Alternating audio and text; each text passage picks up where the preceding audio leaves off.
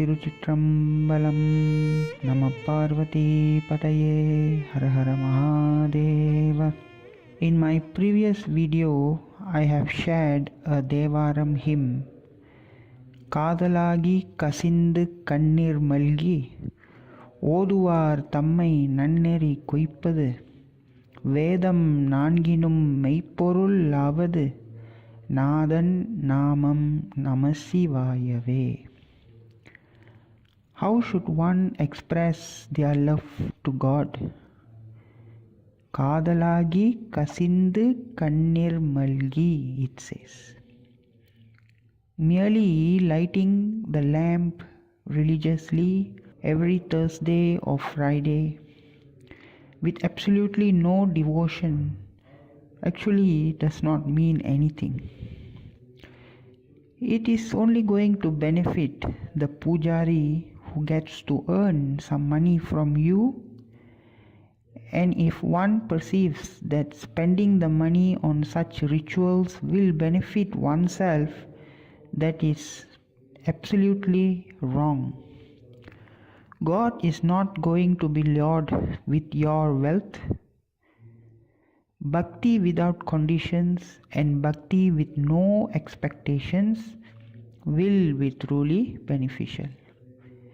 He, the Almighty, only gets enticed with bhakti and bhakti only. Why is it that I emphasize on bhakti? That is because in this era we tend to be deceived that performing certain rituals or following certain practices will be sufficient. Then one starts performing those and expect miracles. Some are lucky. They experience such miracles temporarily and they continue what they are doing religiously.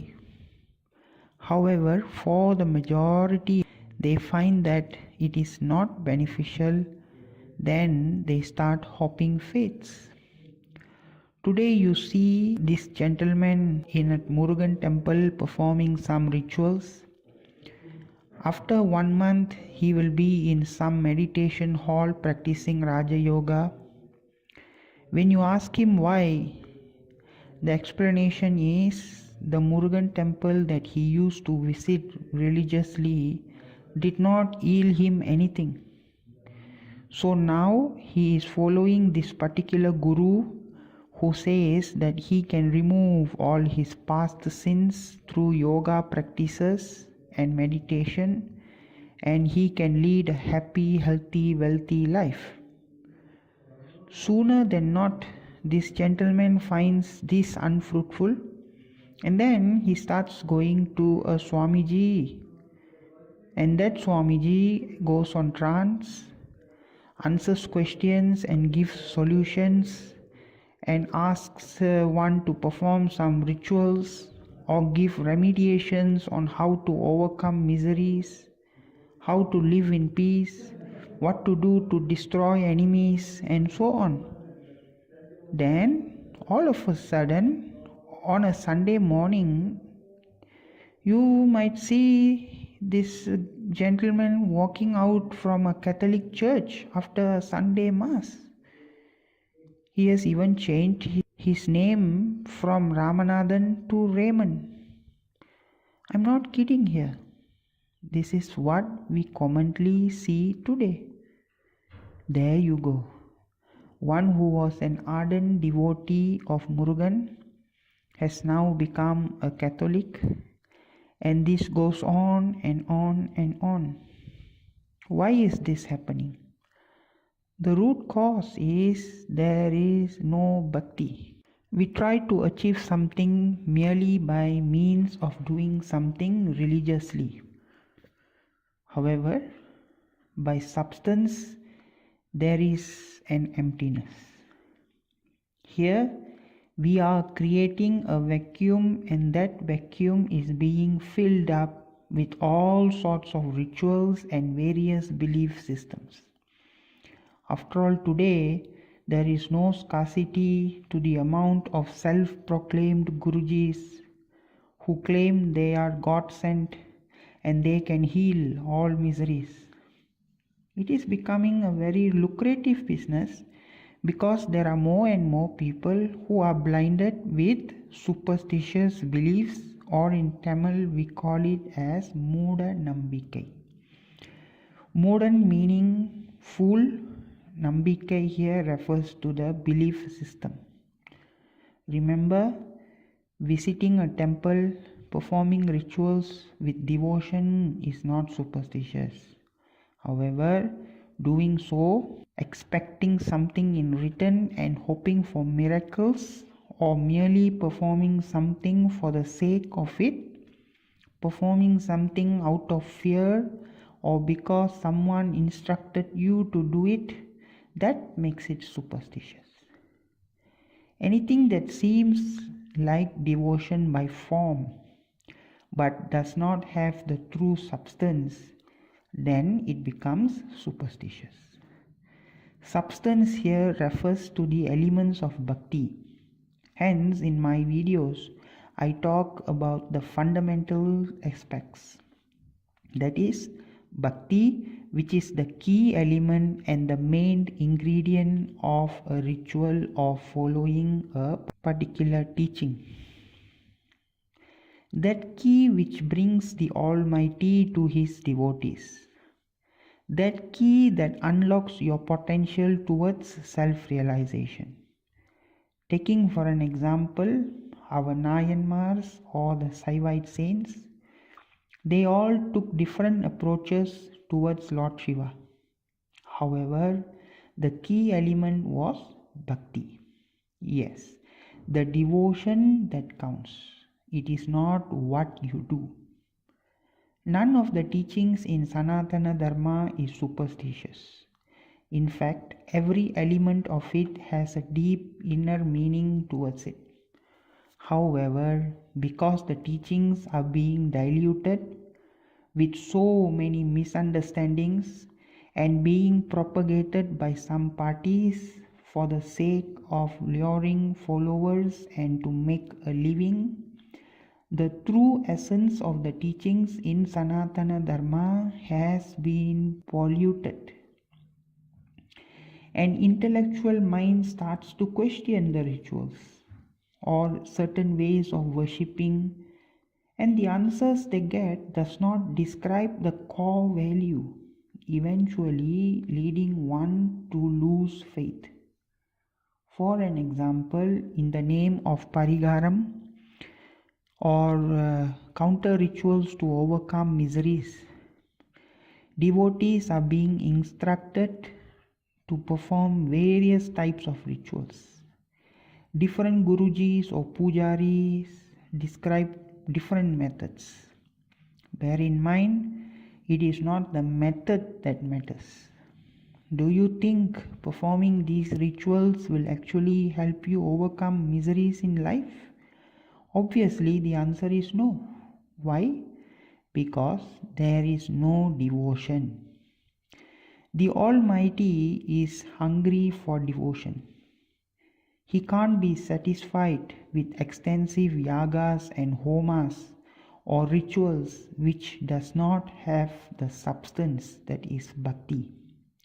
He can't be enticed with cash and gold and other worldly matters. He, the Karuna Murti, the merciful one, only gets attracted with bhakti. And you shall witness miracles with your bhakti. Having said that, how can one demonstrate bhakti while visiting a temple? Let me be clear here. These guidelines that I am about to share are only meaningful if and only if there is devotion.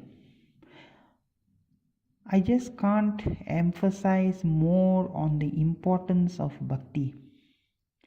When one is given guidelines, one follows it religiously and forgets the true elements of it, and that becomes pointless.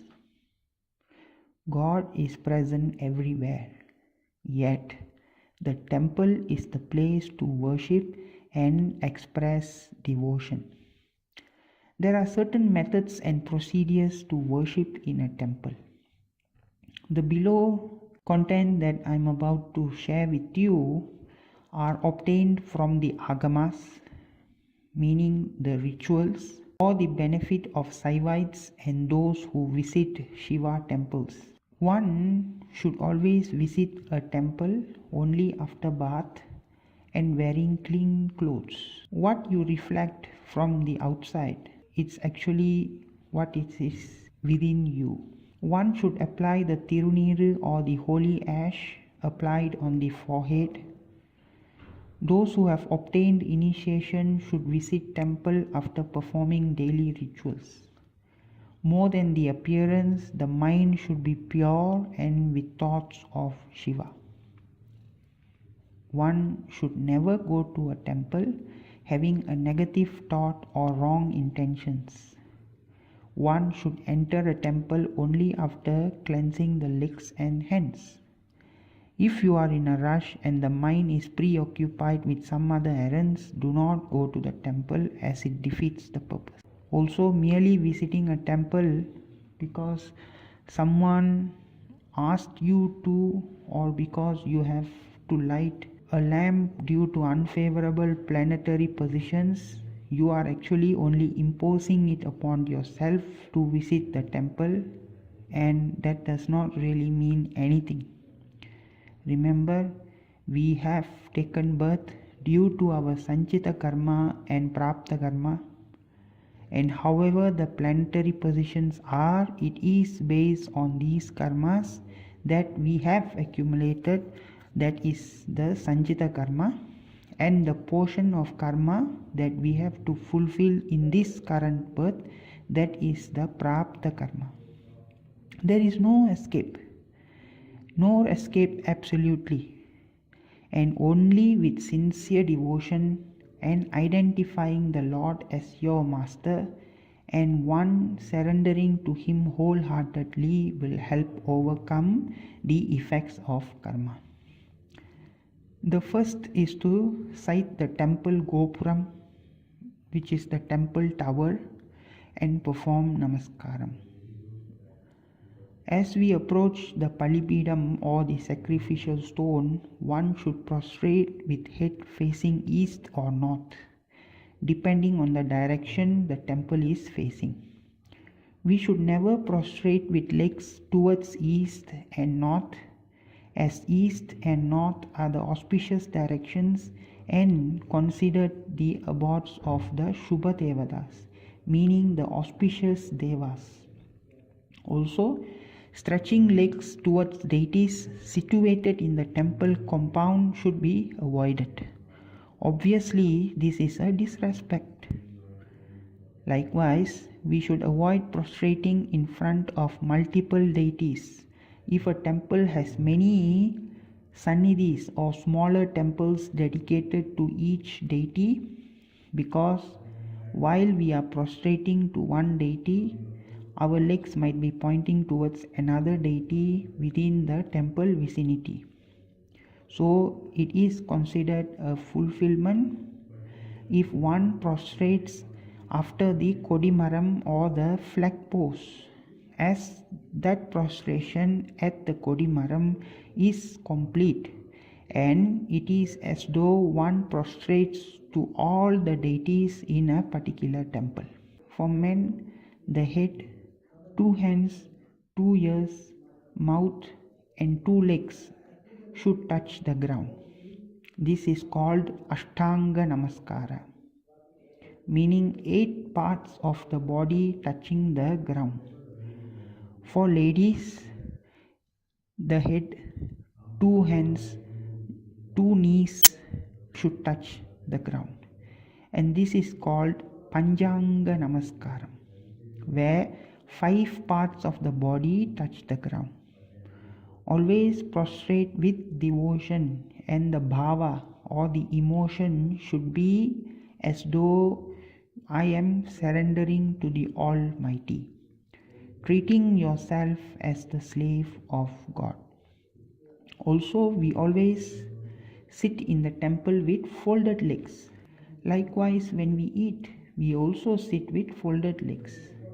This signifies that we pay obeisance to the food we eat, and legs are always touching the ground, making the feet dirty. If you stretch out your legs while eating seated on the floor, then some dust particles might land on your food. As we circumambulate a temple, hence should be in namaskaram form, either at chest level or the head level, and we should also be chanting the Panchaksharam Om Namah Shivaya. Walking should be at a very slow pace and in a relaxing manner while you feel your breath. Mind should be fixed on one and only the one God and not anything else. It is said that circumambulation should be done only clockwise, and it is as though you have a pot filled with water placed on your head and you have to walk. It is mentioned that Lord Ganesha should be circumambulated once, meaning one round the Sannidhi. For Lord Surya, 2 rounds of circumambulation. Ambal and Vishnu are circumambulated 4 rounds. When we salute and pray to Lord Ganesha, we perform the Topu Karanam. First, you need to wrap your palms, knock on the sides of your forehead 3 times, then hold your left ear loop with your right fingers and right ear loop with your left fingers. Bend your knees, squat and straighten your knees 3 times. There is no restriction, I repeat, there is no restriction on women performing Topu Karanam unless you are pregnant or due to other health reasons. Topu Karanam is termed as super brain yoga in the Western terms, and it is considered to improve the brain power.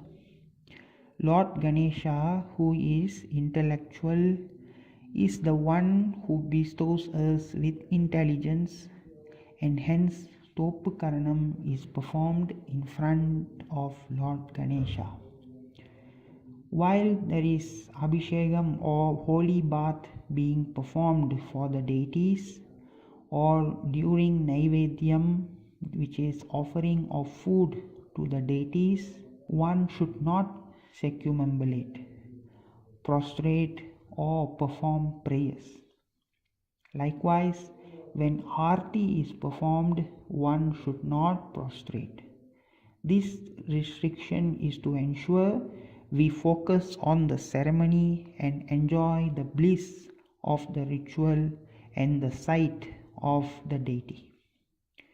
As we walk into the temple, we first offer prayers to Nandikeshwarar and the Palipidam, which is the sacrificial stone.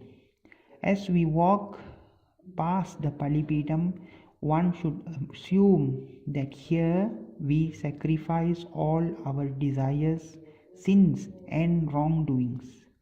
Only then one should enter the temple compound. That is why the Palipidam is always at the outside of a temple.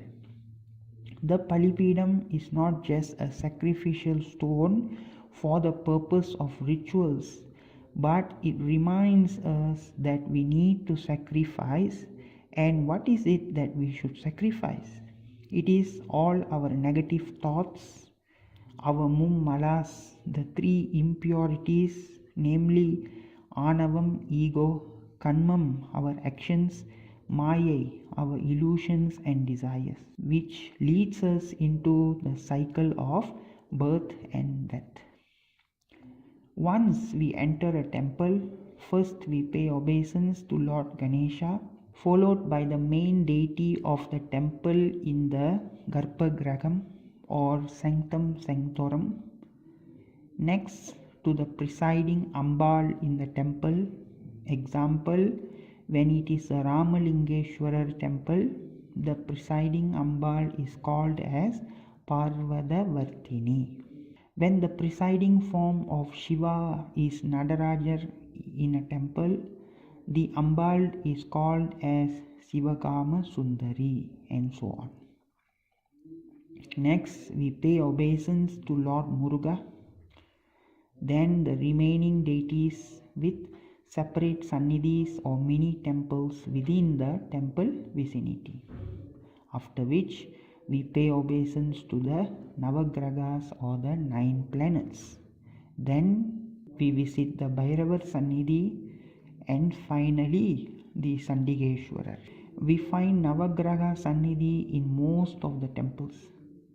If there is separate Sannidhi for Shanishwaran, one can circumambulate Shanishwaran 9 times. But if Shanishwaran is part of the remaining 8 planets, then one round of circumambulation around the Navagraha is enough.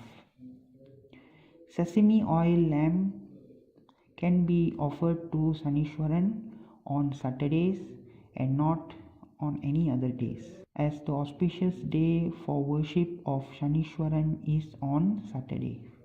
Likewise, ghee lamps can be offered to the Lord of Jupiter or Guru Bhagavan on Thursdays.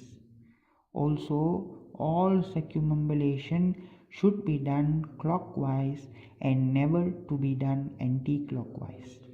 It is utmost wrong to circumambulate anti-clockwise, as that is only prescribed for rituals performed during the death ceremony. Shiva temples would normally have a Sandigeshwarar Sannidhi.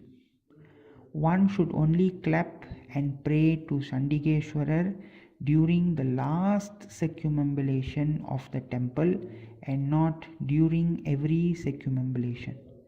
This marks the completion of the temple prayers, and we seek Sandigeshwarar to bestow us the blessings for the day's prayers. One should not circumambulate Sandigeshwarar, as one should never walk in between Sandigeshwarar and the Garbhagraham. Why? Because Sandigeshwarar is in constant meditation and his view of the Lord is through the Komugi, or the outlet pipe that flows out water from the Garbhagraham. Likewise, we should never walk in between Nandikeshwarar, which is the bull, and the Garbhagraham, as Nandikeshwarar is in constant service of the Lord and we should not disrupt his duties. Hence, we cannot circumambulate Nandikeshwarar. It is also wrong to speak into the ears of Nandikeshwarar. Trust me, he has better obligations of serving the Lord rather than to hear to our wishes and fancies. Instead, pray to Nandikeshwarar to bestow us his blessings, to have the opportunity to serve the Lord just like him. It is a privilege to obtain the Tiruneeru from the temple Acharya or the priest. Tiruneeru or the holy ash should be received with utmost devotion. Apply it onto the forehead as Tripundra using 3 fingers, the index finger, middle finger and ring finger. The remaining Tiruneeru should not be applied on other parts of the body or dropped on the floor. Rather, it should be wrapped and brought back home for the benefit of others at home. Or we can put it back into the container that could be used by other devotees. Temple prasadam, food served in the temple, is not meant to feed one's hunger. Rather, it is to nourish the soul. Hence, only a tiny bit to be consumed and appreciated. Whatever that is eaten, more than that, is merely to feed the hunger. After our circumambulation and prayers, we should spare some time to sit down and dwell in the thoughts of God. One can also use the time to meditate, chant the holy name, or recite the Tirumurais. One should avoid entering the temple shabbily dressed. Avoid sitting on high chairs or stool within the temple compound. Never stretch your legs while seated in the temple. Also, eating and drinking inside the temple main compound should be avoided. Do not touch any deities placed in the sannidhis. Also, it is important to avoid stepping on the shadows of the Gopuram, Kodimaram, and so on. Talking, joking, laughing, gossiping, cursing, and so on should be avoided at all times while in the temple. While we circumambulate, it is normal to sight the shadow of the Gopuram, Kodimaram, or forms of deities on the ground. We should avoid stepping on these shadows. When you can't avoid walking without stepping on the shadows, please apply these rules. In your mind, roughly divide the shadow into 5 portions. Avoid stepping 3 portions of the 5 portions at least. It is allowed to step on the remaining 2 portions. However, it is not wrong to step on the shadows while there is a procession of the deity around the temple. This is because you are part of the procession and symbolically God Himself is leading your way. It is advisable to bring fruits, flowers, along with betel nut and betel leaves when you visit a temple. It is our culture to not visit someone with empty hands. These items should be placed on a tray and carried at chest level while entering the temple. This is as though one is visiting the ruler of his kingdom and offering to the Almighty, who is the King of the universe, with utmost respect and reverence. It is encouraged to serve in a temple, such as to sweep the ground, assist to wash prayer items, water the plants, and so on.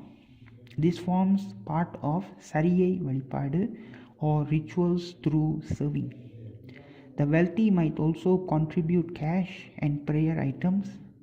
Some might also wish to perform Annadanam or serving food for devotees and the needy.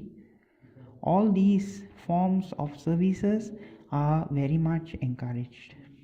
There are always dedicated places in the temple for one to place oil lamps, to light the camphor, to break coconut, and so on. Please avoid dirtying the temple and respect the public.